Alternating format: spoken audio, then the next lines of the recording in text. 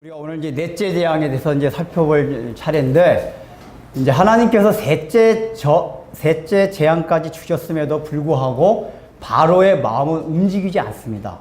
특별히 재밌는 거는 셋째 재앙, 개구리 재앙 때는 바로가 이제 어떻게 반응을 보였냐 하면은, 다른 때 재앙은 일단 재앙이 닥치면 내가 너희를 보내주겠다라는 일단은 약속을 했다가 그 재앙을 물러가게 하면은 그 약속을 어겼어요. 번복을 했습니다. 그런데 셋째 재앙 때는 아예 내보내 주겠다는 약속조차도 하지 않아요. 이게 무슨 뜻이냐면 바로의 마음이 완악해지는데, 사람이 사실은 이제 재앙이라기보다는 하나님의 주신 사인들인데, 이 사인도 여러 번 반복해서 계속 나타나면은 사람들이 거기에 익숙해진다는 얘기예요. 그러니까 바로가 이미 한 번, 두 번 겪어보니까 익숙해진 거예요. 지난번에 말씀드린 대로 이 10가지 재앙이 그 당시에 애굽에서 가끔가다 있었던 현상이기 때문에, 그것이 더 심화된 측면이 있기 때문에 바로는 그런 마음으로 생각하는 데다가 그런 것이 있다가 또 금방 없어지고 하니까 마음이 굉장히 이제 무뎌진 거예요. 그래서 아예 셋째 재앙 때는 내보내 주겠다라는 약속조차도 하지 않아요. 그걸 더 어떻게 알 수 있냐면, 오늘 20절에 보면은 시작을 어떻게 하냐면은, 모세에게 이르시되 아침에 일찍이 일어나 바로 앞에 서라, 그가 물리는 곳으로 나아오리니라고 성경에 표현하고 있습니다. 물리는 곳이라는 건 나일강 유역을 말하는 거예요. 지난번에 말씀드렸듯이 바로가 나일강 유역에 매일마다 나오는 거는 그들이 나일강 신한테 매일마다 왕이 제사를 지내러 나오는 거란 말이에요. 이 얘기는 뭐냐면, 계속해서 그런 하나님께서 사인을 보내주셨음에도 불구하고 이스라엘 백성을 안 내보내는 것 뿐만 아니라 아직까지도 나일강 신한테 매일매일마다 정성으로 아침마다 이렇게 제사를 드려 나오고 있는 바로의 모습을 볼 수가 있습니다. 그러니까 우리는 이제 이 바로의 모습을 보면서 바로가 굉장히 완악하다라는 마음을 먹지만은, 계속해서 강조하는 거지만은, 이 바로의 마음이 바로 우리의 마음이다 하는 것을 늘 가져야 됩니다.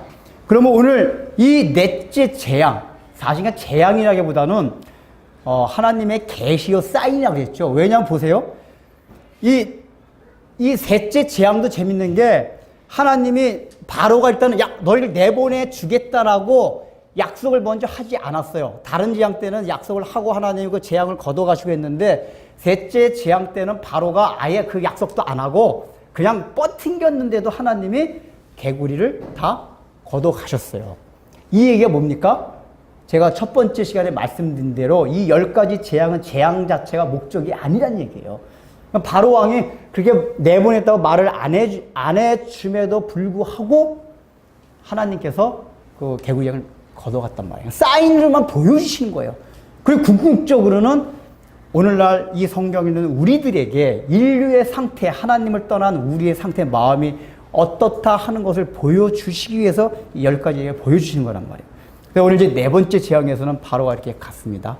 근데 하나님께서 이제 나갔을 때 뭐라고 말씀하시냐면은, 바로가 너희들은 광야로 나가서 하나님을 섬길 백성이다. 그럴 때 바로에게 다시 청하라.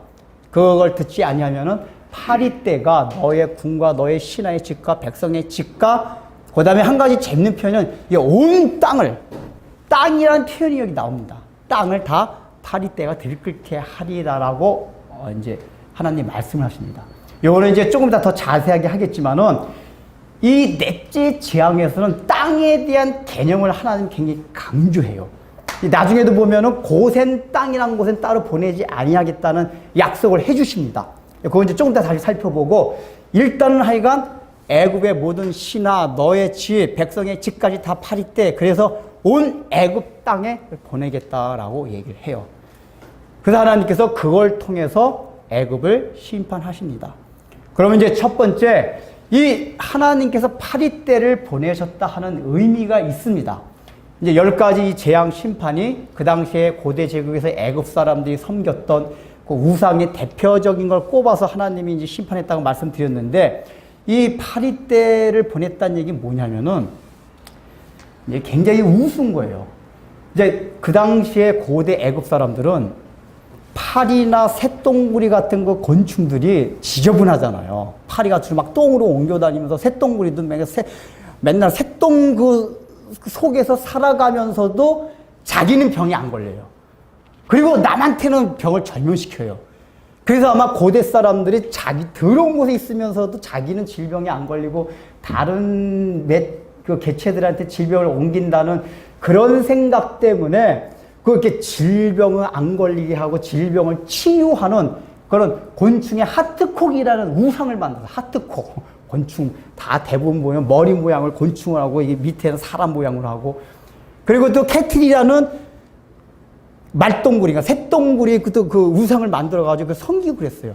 그러니까 오늘날에 우리가 생각할 때는 하품 나오죠, 여러분. 아니 어떻게 혹시 우리가 생각해도 그런 건 이해가 될 수 있어요. 저 히말라야 산맥 같은 데서 그 거대한 산봉우리 같은 걸 보고 사람들이 거기 엎드려 이렇게 경배하고 그러는 거는 워낙 그런 산들이 막 높고 거대하고 사람을 위협을 하기 때문에 그걸 신으로 이렇게 섬겼다는 거는 조금 이해가 돼요. 왜냐하면 현대인들도 그런 거대한 산 앞에 가면 왠지 마음이 예수를 안 믿어도 경건해진대거든요.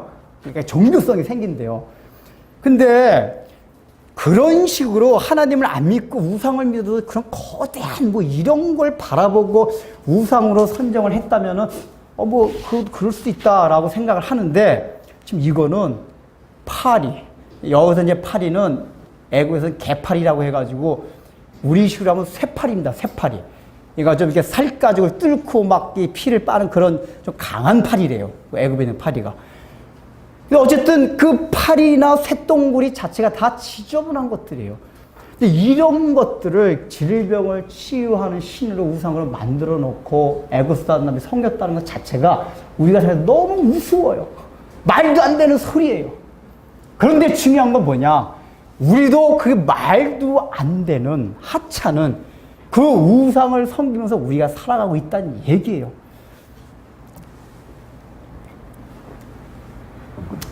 여러분, 저는 이게 직접 보지 못한 건데, 그 마을, 그 고장 이름이 이제 전라도 어디 마을인데, 우리나라 사람들이 옛날부터 이렇게 집안마다 자기네 집을 수호하는 신이 있다고 그러잖아요, 신이.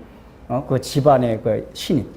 근데 이제 그 마을이도 시골이니까, 그 헛간에다가 자기 집안 지킨 신주 모셔놓고 그런 집이 있었나 봐요.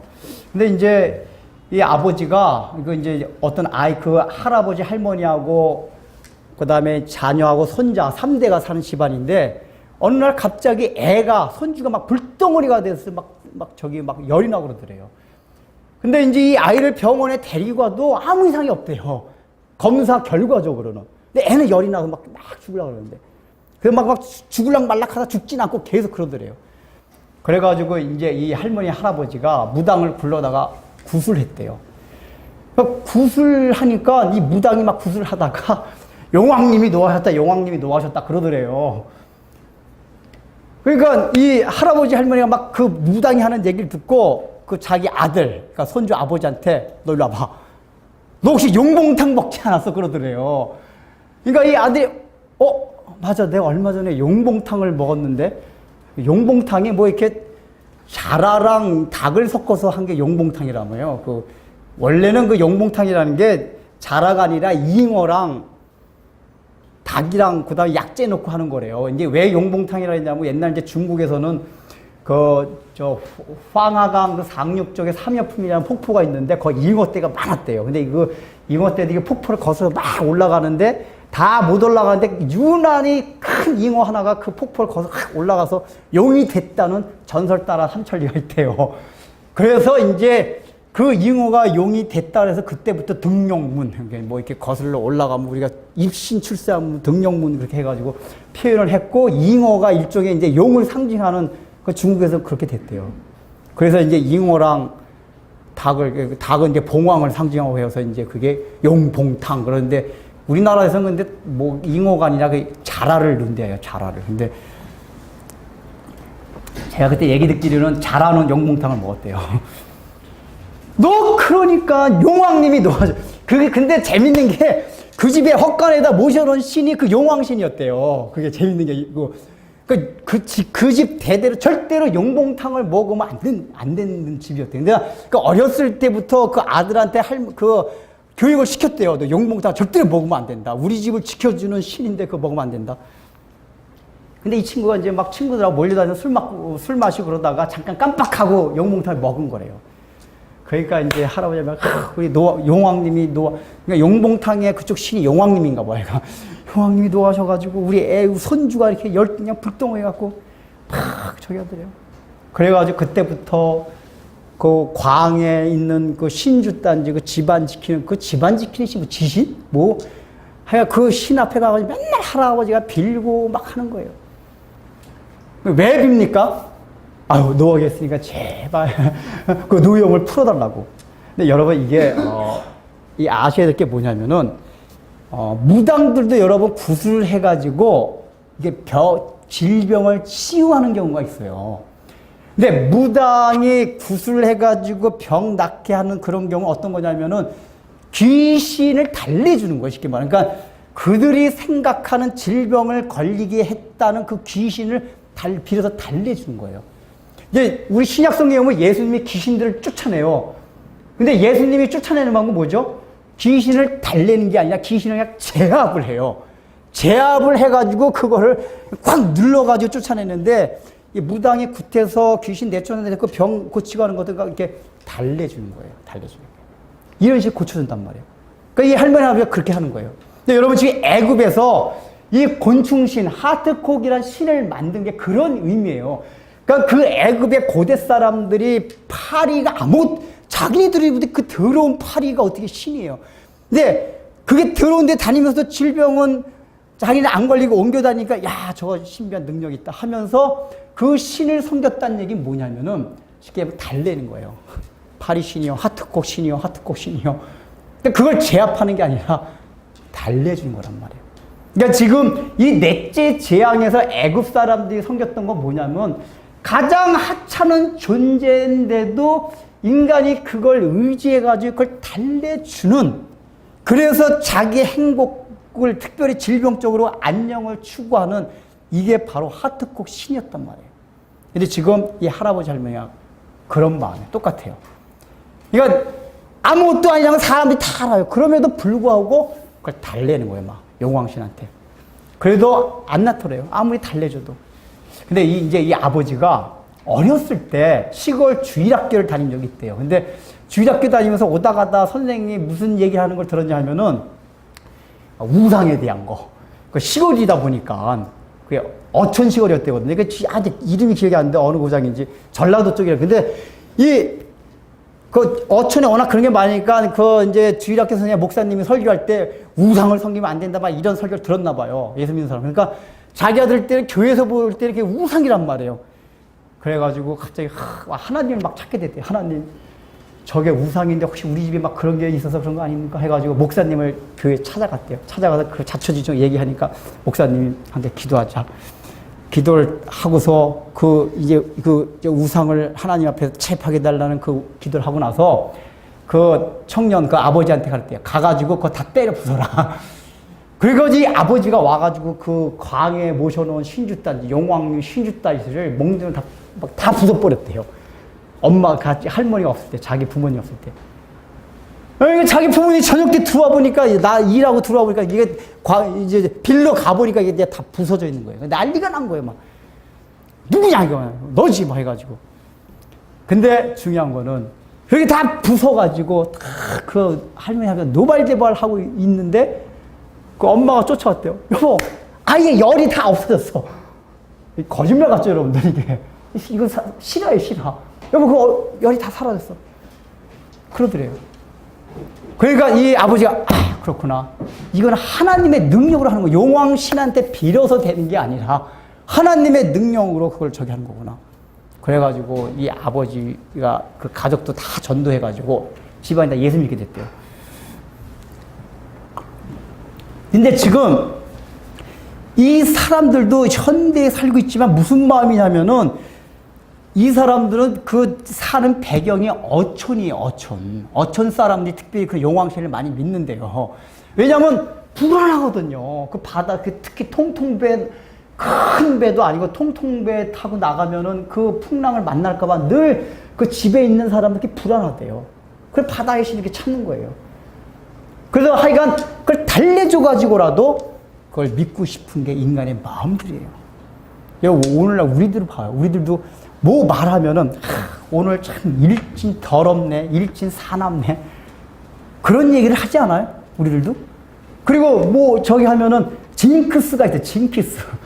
징크스 이런 건 전혀 과학적인 얘기들이 아니에요. 근데 지금 과학적인 시대에 살고 있으면서도 유럽 사람들이, 런던 사람들이 굉장히 잘 믿는 징크스가 있대요. 아침에 나가다가 붉은 머리 여자를 보면 무조건 집으로 들어간대요. 그날 되게 재수없는 날이래요. 그 머리카락이 붉은 여자를 보면은, 그런데 그렇게 많대요. 그 서구 사회같이 과학망이 발달됐는데도 그런 징크스를 믿어요. 여러분들 혹시 징크스 가진 거 없어요? 우리 예수 믿는데도 불구하고 뭐 하다 한데 아휴 오늘 일진 참 이런 얘기가 쑥 나와요. 이게 우리 무의식 세계 속에 그런 게 있다는 얘기예요. 그리스도인은 뭐예요? 모든 우리가 일상 가운데서 겪는 지극히 작은 거 하나까지도 하나님의 섭리, 선한 섭리 가운데 일어나는 일들이에요. 근데 우리는 그거를 오늘 재수없네, 재수 못 붙었네. 뭐가 일진이 사나워요? 우리에게는 아무리 표면적으로 안 좋은 일이 있어도 일진이 사나운 게 아니에요. 하나님이 나를 향한 선하신 뜻이 있기 때문에 그것도 주신 거란 말이에요. 근데 이런 식으로 바라보지 못한다는 거예요. 이게 인간의 마음들이에요. 그러니까 굉장히 하찮은 것 같은데도 불구하고 인간들이 자기네가 살아가기 위해서 그거를 기댈 수밖에 없는 그런 연약한 걸 하나님이 이걸 통해서 나타내 주신 거예요, 지금. 그걸 심판하는 거란 말이에요. 근데 지금 하나님이 이 파리를 딱 내보내니까 바로의 반응이 어떻게 나옵니까? 바로의 반응이 나와요. 나오는데 어떻게 나오냐면, 야, 오세야, 좋다. 너가 너무 괴로워 죽겠다. 데리고 나가라. 너희가 원하는 대로 너희 하나님 여호와 하나님께 가서 제사를 희생 제사를 드리라. 근데 제사를 드리는데 이 땅 안에서 드리라. 애굽 땅 안에서 드리라는 거예요. 애굽 땅 안에서. 지금 요 넷째 재앙에서는 땅에 대한 개념이 이게 전체의 핵심 키워드예요. 요 지금 전에 하나님이 뭐라고 말씀하셨냐면은 바로한테 모세가 얘기할 때 내가 애굽 온 땅에 파리떼를 보내는데 이스라엘 백성들의 집 그리고 말과 고센 땅에는 파리떼를 보내지 아니하리라고 얘기를 해요. 그러니까 그냥 단순하게 이렇게만 얘기하면 돼요. 애굽 땅 얘기할 때도 너의 집, 신하의 집, 백성의 집 이렇게만 얘기하면 되는데 애굽에 온 땅, 그다음 고센도 이스라엘 백성들의 집 그러지 않고 이스라엘 백성들의 살고 있는 고센 땅이라고 이렇게 대조를 이룹니다. 이 얘기가 뭐냐면은 이 땅의 개념을 통해 가지고 완전히가 대비가 되는 땅, 구별되는 땅이라는 걸 하나님께 보여주시고 있는 거예요. 원래 셋째 재앙까지는 하나님이 고센 땅에 그 재앙을 안 보낸다는 말씀을 특별히 하시지 않았어요. 근데 우리가 셋째 재앙까지도 하나님이 고센 땅에 안 보냈다는 건 다른 역사 문헌이나 여러 가지 정황들 행간을 읽어가지고 셋째 재앙도 고센 땅에 안 왔다는 거로 학자들이 추론을 하는 거지 성경의 표현은 넷째부터 딱 구별해요. 고센 땅에는 파리떼를 보내지 아니하리라. 그럼 왜 하나님이 유독 여기 와가지고 그걸 말씀을 하냐 하면은 이게 너희 있는 이스라엘 백성들이 있는 땅은 애굽 사람들이 살고 있는 땅과는 구별되는 땅이다. 이걸 지금 가르쳐 주시는 거예요. 이거를. 그리고 너희 그 애굽 사람이 살고 있는 땅에는 심판이 임하지만은 이스라엘 백성들이 살고 있는 땅에는 그 심판이 구원이 된다. 그 얘기예요. 그러면서 하나님이 의도한 건 뭐냐면 너희가 있을 땅은 그 땅이 아니라 하나님께서 약속해 주신 가나안 땅. 거기를 지금 말씀해 주시고 있는 거예요. 그래서 지금 이제 여기서 보면은 고센 땅에 하지 않겠다는, 고센 땅에 보내지 않겠다는 약속을 해요. 그 땅은 다른 땅이다. 얘기를 합니다. 그러니까 그러면서 보세요. 이제 하나님 표현이, 자, 여기 22절 보세요. 22절 보면은, 막 후반절 보세요. 후반절. 이로 말미암아 이 땅에서 내가 여호와인 줄을 내가 알게 될 것이라. 뭐라고 났죠? 이 땅에서 내가 여호와인 줄을, 이렇게 하나님이 말씀하십니다. 이게 왜 이 얘기를 하고 있냐면은, 고대 사회에는 신이 있어도 신이 우주 전체를 통괄하는 게 아니라 지역신, 어떤 한 영역의 신, 이런 게 있단 말이에요. 질병 치유하는 신, 또 뭐 태양을 다스리는 신, 물을 다스리는 신, 별을 다스리는 신, 아까 말한 어떤 집에게 복을 주는 신, 그 영역과 지역마다 신들이 있었어요. 그러니까 지금 바로는 여태까지의 이 행적들을 통해 가지고, 아, 여호와 하나님이란 그 너희 히브리 민족이 믿는 신이 어떤 지역, 어떤 한 영역에서의 신이라는 걸 인정을 했단 말이에요. 근데 지금 하나님이 말씀해 주신 건 뭐냐면은, 이 땅에서도 내가 여호와이로라고 얘기하는 건 뭐냐면은, 애굽 땅에서는 신이 누구였냐면 바로였습니다. 바로예요.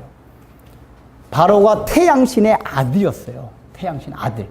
그러니까 고대 제국에서, 애굽에서, 이집트에서 바로는 신의 아들이었단 말이에요. 곧 신이었어요. 그러니까 이 내가 여호와로라 하는 건 뭐냐, 이 땅 안에서 너가 신의 아들, 신이 아니라 내가 하나님 여호와가 곧 진짜 신이다, 이걸 말해주고 있는 거예요 지금. 그러니까 지금 바로가 이 얘기를 듣고 어떤 식으로 생각을 하냐면, 너희가 믿는 히브리 민족의 하나님이 이 애굽 땅 안에서 애굽 땅을 통치하고 다스리는 하나님이라는 걸 의식을 하게 된 그 정황을 포착할 수 있는 게, 바로가 뭐라고 얘기하냐면, 야 모세야, 너 그러면은 이 땅 안에서 예배를, 제사를 드려라 라고 얘기를 해요. 이 얘기가 뭐냐면은, 너가 아까 말하지 않았냐, 너희 여호와 하나님이 이 땅 안에 여호와 하나님이라고 얘기하지 않았냐. 그러니까 이 바로의 의식으로는 하나님이 얘기해 주신 거는 애굽뿐만이 아니라 우주 전체를 다스리는 하나님을 말씀해 주신 건데, 그 가운데 애굽 전역도 하나님의 통치 아래 있다는 걸 말해 준 건데, 바로는 어떻게 알아들었냐면, 히브리 민족의 여호와가 이 애굽 땅 안에 있는 하나님이라고 의식을 한 거예요. 그러니까 바로의 반응이 뭐냐면, 야, 너 그렇게 말했으니까 너희 믿는 신은 애굽 땅 안에서 신이 아니었냐? 그러면은 애굽 땅 안에서 제사를 드려야 되지 않느냐라고 모세에게 얘기를 한 거예요. 왜냐하면 그 영역의 신, 애굽 땅 안에 있는 영역의 신이란 말이에요. 그거 드리라 그 얘기예요. 너희 하나님은 애굽 땅 안에서만 신이다. 그 잘못 이해한 거예요. 그렇게 얘기를 합니다.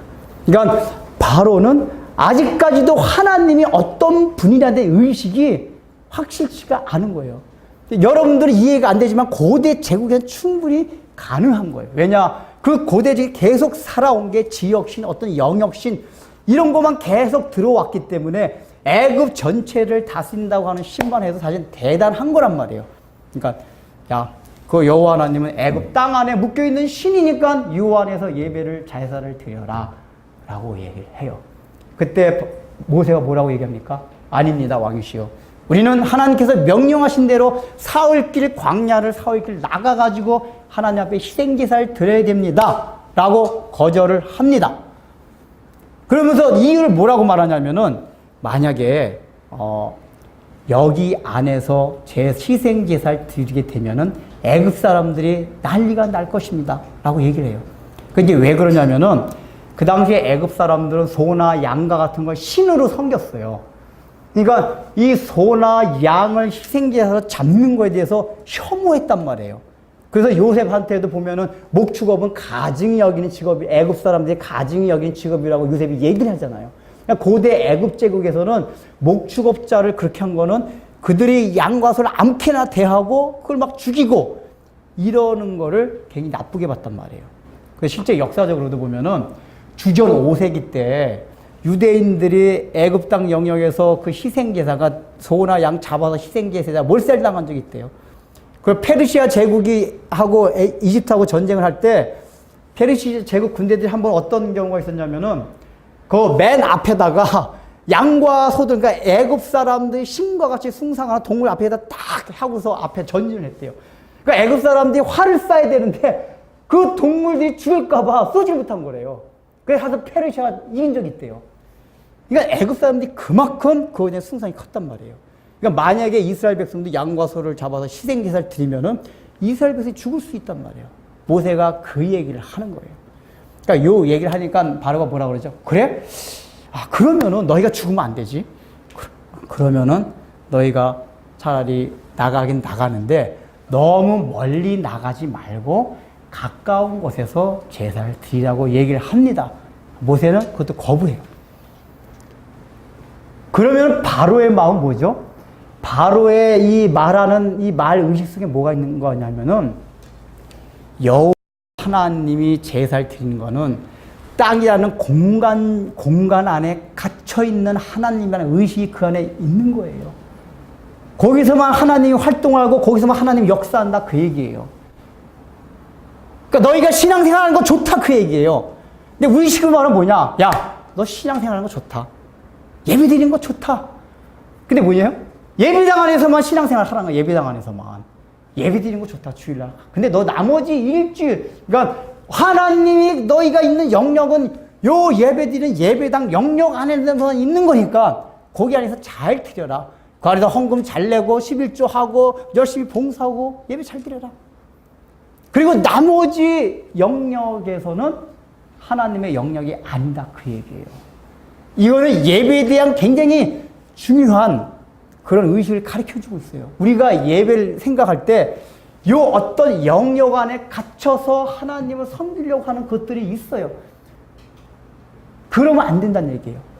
이게 이제 1차적으로 표면적으로 이제 어떤 게 있냐면은, 예배를 드리는데 애굽 땅 안에서 드린다는 얘기는 그 사람들이 가진 의식과 세계관 가치를 가진 상태에서 예배를 드리는 걸 말합니다. 근데 오늘날 보면 어떤 일들이 있냐면은, 사이버 예배, 사이버 교회, 이런 것들이 있어요. 이건 이제 아직까지는 그게 적이 없는데, 뭐냐면은, 야, 예배를 꼭 우리가 주일날 이렇게 모여서만 드려야 되느냐. 그냥 사이버상에서 그냥 이렇게 찬송 부르고 같이 예배 드리면 되지 않느냐. 그리고 나중에 나 설교 들을 거야. 이런 식으로 하면서 예배에 대한 그러니까 우리가 공적으로 주일날 모여가지고 함께 드리는 예배에 대해서 소홀히 하는 경향들이 조금씩 나타난대요.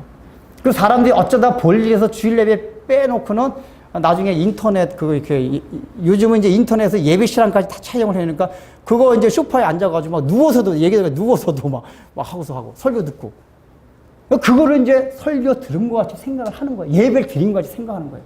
근데 예배는 그런 게 아니란 얘기예요.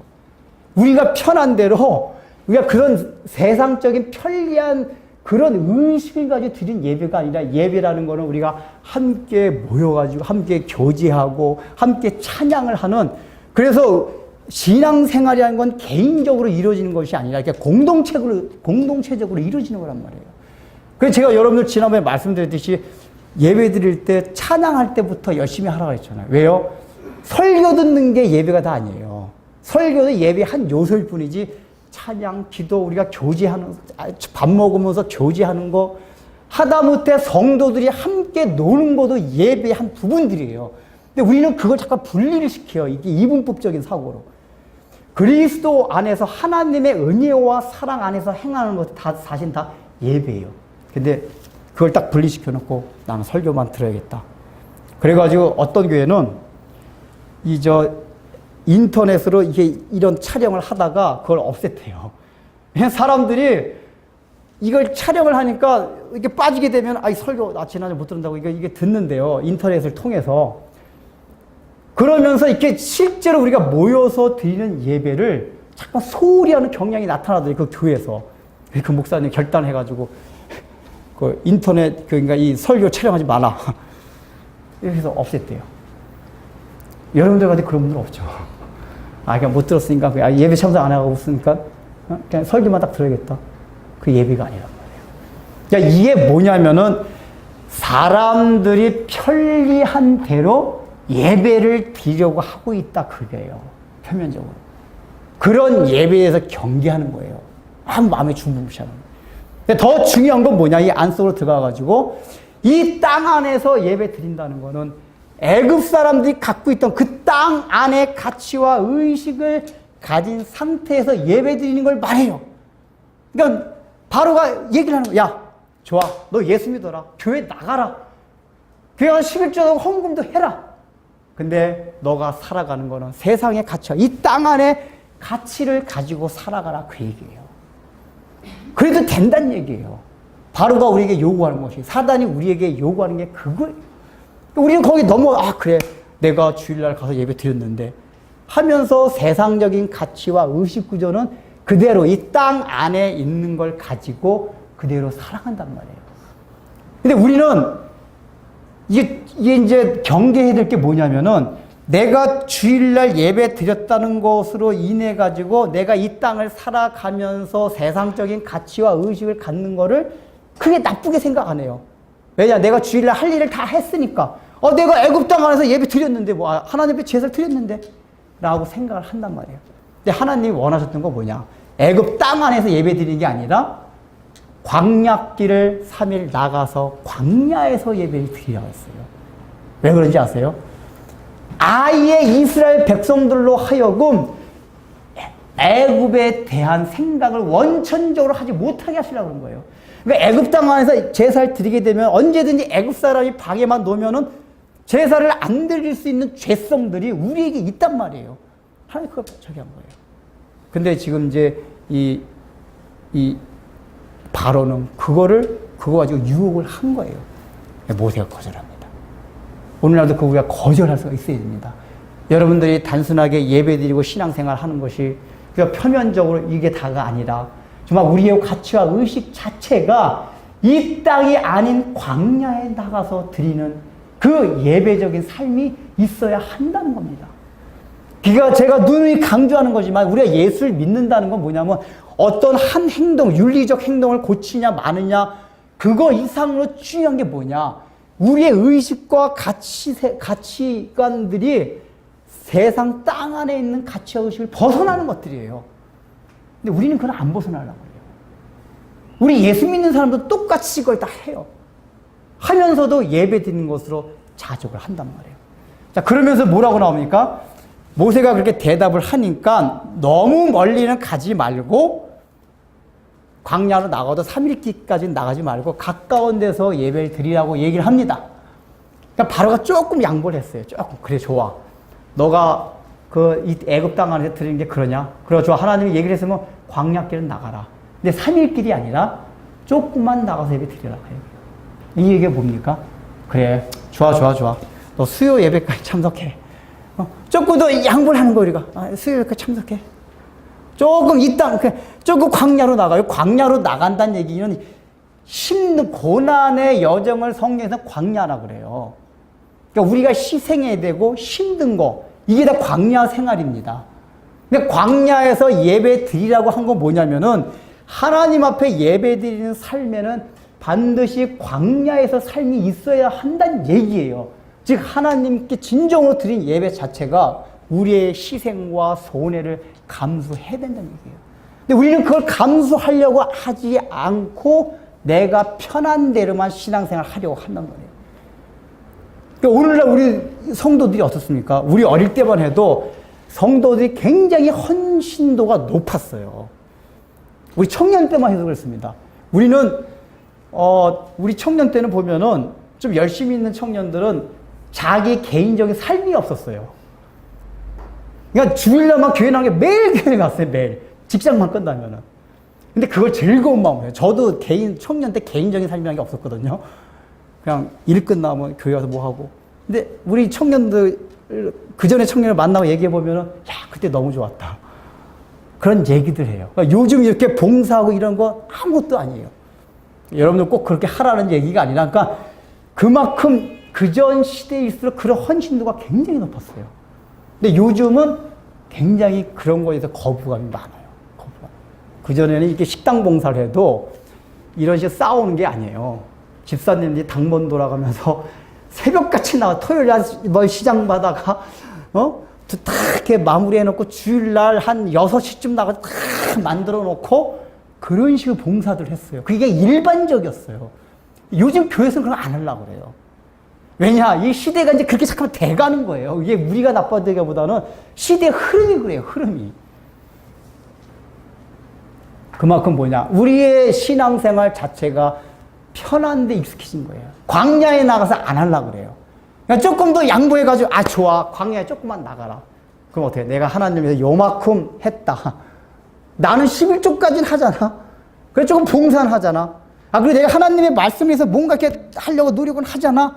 하고 조금 얘기를 해요. 근데 하나님 원하시는 거 뭐죠? 사흘길. 사흘길이 뭔지 아세요?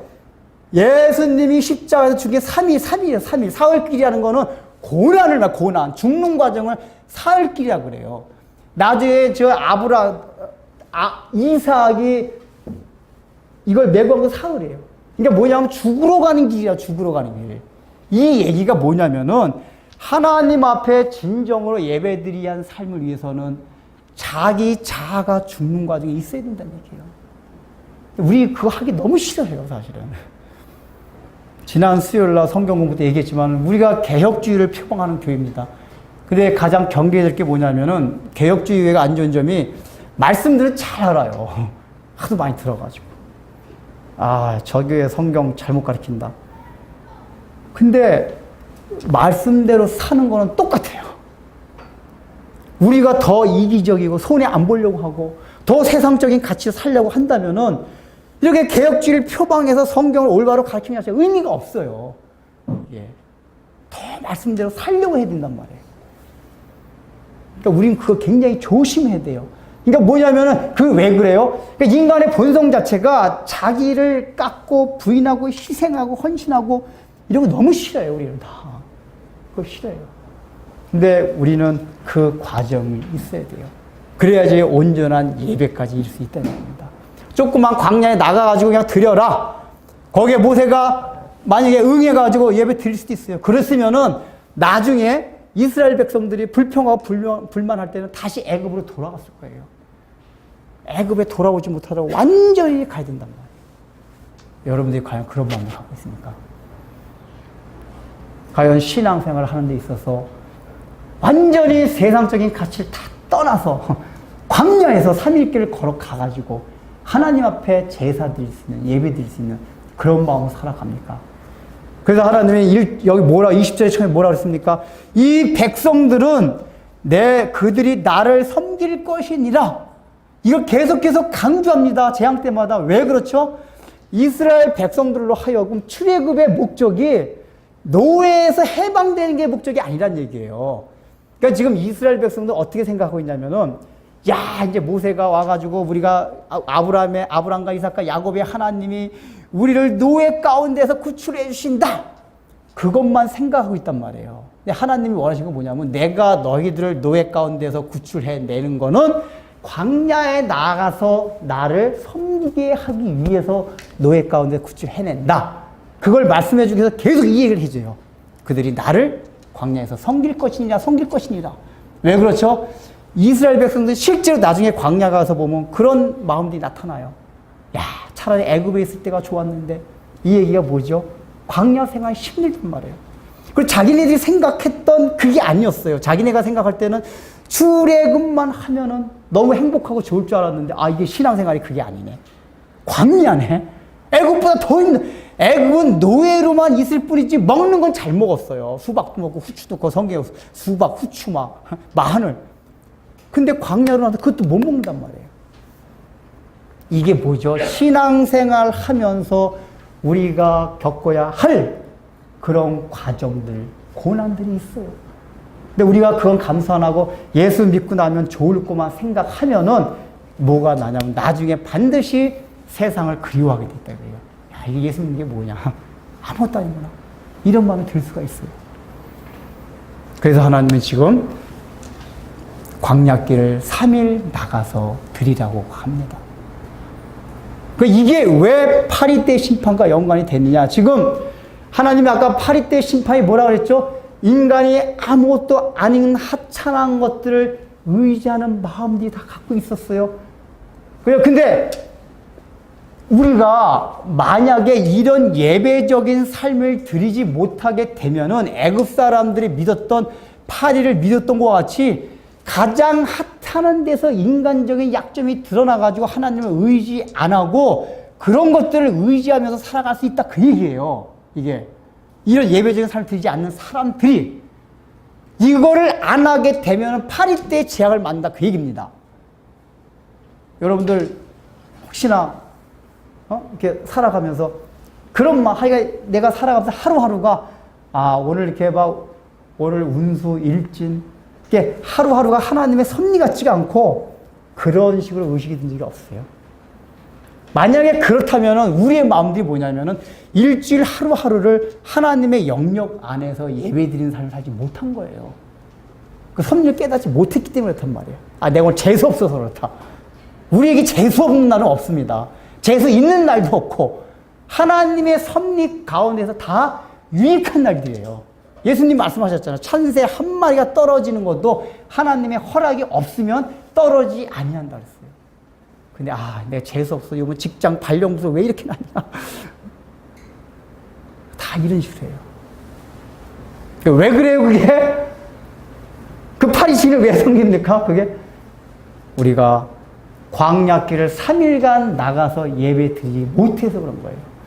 그러니까 결국 이게 성경을 계속 보면 다 뭐냐면은 결국 예수 믿는 게 뭐냐? 자기를 죽이고 부인하고 하나님의 통치 영역 안으로 온전히 들어가는 거예요. 이거는 이제 계속 강조할 겁니다. 우리가 예수 믿는 게 그거예요. 자아가 꺾어져야 돼요. 제가 이제 처음이라 이런 얘기 이제 많이 안 하는데 이제 제가 아마 가면 갈수록 성격들이 강한 사람도 있어요. 자기 자아가 그러니까 성향적으로 그런 사람도 있어요. 근데 여러분 우리 입에 계속 따면 제가 설교가 부딪힐 겁니다. 저는 이제 성격이 이렇게 그냥 일단은 흐른 대로 이렇게 쓱 놔두는 스타일이라 처음부터 막 틀을 막 툭 잡는 스타일이 아니라 그냥 이제 물 흘러간 대로 하면서 이렇게 서서히 하기 때문에 이렇게 안 하지만은 제가 생각하는 그 교회 상이 있어요. 그게 뭐냐? 여러분들 모두가 여기 참석하는 사람들 하나님의 온전한 통치 안에 들어가게 만든단 말이에요. 그 자기 고집, 주장, 유난히 자아가 강한 사람들. 물론 저도 그래요. 그걸 하나씩. 이제 그거 안 꺾으면 막 설교 듣는 게 괴롭게. 목사님 또 저 설교. 이게 사람들이 자기가 그걸 안 꺾으면 그런 설교가 막 싫어져요. 자기는 그거 하고 싶잖아요. 자꾸 그 얘기해봐. 또 잔소리죠. 어차피 저는 앞으로 계속 그 얘기할 거예요.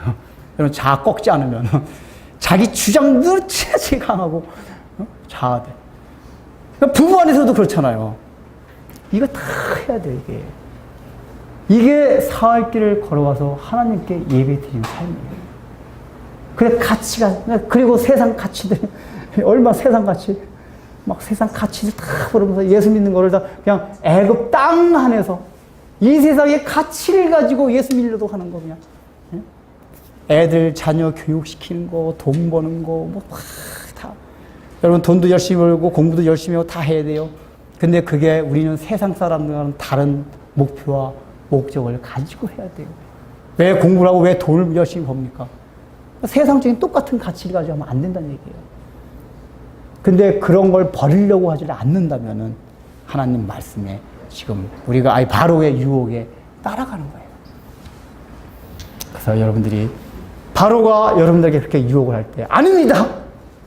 야, 이 땅 안에서 제사 드려. 그거 괜찮네. 타협하지 마십시오. 또 더 조금 나와서 그냥 광야 멀리 가지 말고 여기서 제사 드려. 그것도 거부해야 돼요.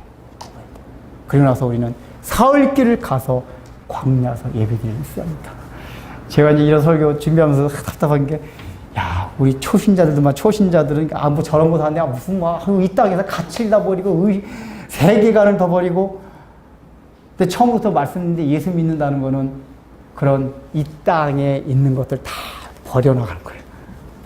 그리고 바로 뭐예요? 가나안 땅. 그러니까 결국 뭐야? 땅이 우리가, 그러니까 이 하나님 말씀하시는 게 뭐냐면은 너희들 고센 땅에 있는 이스라엘 백성들은 애굽 땅 안에 있지만은 구별된 땅이다 그 얘기예요. 우리가 이 세상의 땅에서 발을 딛고 살고 있지만은 우리는 애굽 땅 안에 고센 땅이지만 다른 땅이다 그 얘기예요. 다른 땅. 어디요? 하나님께서 약속해 주신 그 가나안 땅을 바라보고 살아가는 사람들이란 말이에요. 근데 여러분 과연 얼마나 가나안 땅을 바라보면서 살아가냐? 그게 하늘나라를 바라보세요. 하늘나라? 하늘나라 보면 굉장히 추상적이죠. 관념적이죠. 그걸로 인해서 야 하늘나라의 그 소망, 기쁨 그게 있으면요 정말 사는 게 즐거워요. 네? 근데 우리가 그게 없어요. 하늘 그 영원한 가나안 땅에다가 우리 의식을 두고 살아가는 게 아니라 애굽 땅. 근데 하나님이 이 넷째 재앙에서 말하는 건 뭐냐면 8장에서 말하는 게 너희들 구별된 땅에서 살아가고 있다 그 얘기예요. 구별됐기 때문에 파리재앙이 안 간다 그 얘기예요. 근데 우리가 구별되지 아니하면 파리재앙이 간단 말이에요. 구별이잖아요. 구별이 돼야 돼요. 구별이. 그러면서 뭐예요? 또 하나님이 애굽 땅 안에도 있다 하는 건 뭐냐 하면은 마지막으로 하나님이 너희가 생각하는 이 애굽 대제국도 다 내가 통치하는 거다. 그걸 바로 가르쳐 주는 거예요. 그 이스라엘 백성들한테 가르쳐 주는 거예요. 그 당시 애굽 이집트 제국은 가장 강성한 제국이었습니다. 오늘날의 미국보다도 더 부강한 나라였어요. 그러니까 이스라엘 백성 노예로 있던 이스라엘 백성이 생각할 때는 애굽이 대단한 나라예요.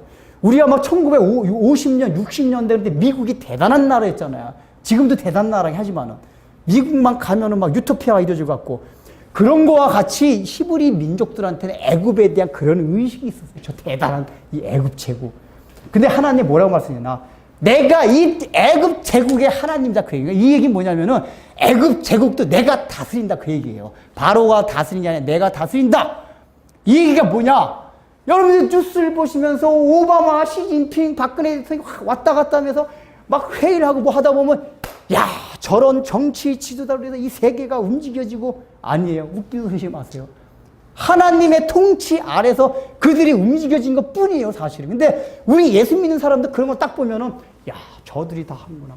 그들도 하나님의 장중에 잡혀 있는 거예요. 장중에. 내가 이 땅도 통치하고 있다. 그 얘기예요. 그러니까 우리 믿는 사람들이 그걸 보고, 이 땅 안에도 하나님이 다스리기 때문에 내가 막 움츠러들지 말자. 그 얘기예요. 저 대단한 게 아니다. 그 얘기예요. 다 내 땅이라고요. 여러분들 과연 오늘날 우리가 살아가는 이 세상, 이 지구의 역사, 정치, 경제, 사회가 하나님이 통치하고 있다는 의식을 가지고 계세요? 여기 설교 보고 은혜 받았다가도 9시 뉴스 보는 사 제가 그 전에 그랬거든요. 그 전에 한번 수요 예배를 하고 막 이렇게 막 기쁘고서 야 한라대 소망 뭐 이러고 있다가 집에 와서 9시 뉴스를 딱 봤는데 갑자기 딱 보니까 하늘나라가 너무 시시해져요. 이 세상은 저런 위대한 지도자들에 의해서 막 움직여지는 것 같고, 그러니까 하늘나라는 어디 가고, 하나님이 통치하시는 것 같지가 않고, 그런 위대한 지도자들만 하는 것 같아요. 다 없어져요. 그게 아니란 얘기예요. 이 역사도 하나님의 주권 아예 있어요. 이런 의식이 왜 중요하냐. 세상을 바라보는 안목이 이 역사와 이 세상도 하나님의 통치 아래 있다는 그 의식이 있을 때에 우리 그리스도인들이 항상 당당해요. 그 정체성을 가질 수 있다. 그 정체성. 안 그러면은 정체성이 왔다 갔다 그래요. 하나님께 잘 되게 해주면 내가 예수 믿는 사람 같고 안 되면 아닌 것 같고 이런 마음이 든단 말이에요. 그게 벗어나야 돼요.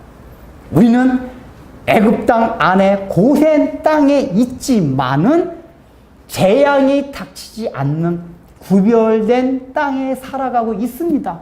그래서 파리의 재앙이 오지 않는 그런 특별한 땅에 살아가고 있는 사람들이 우리들이에요. 우리들.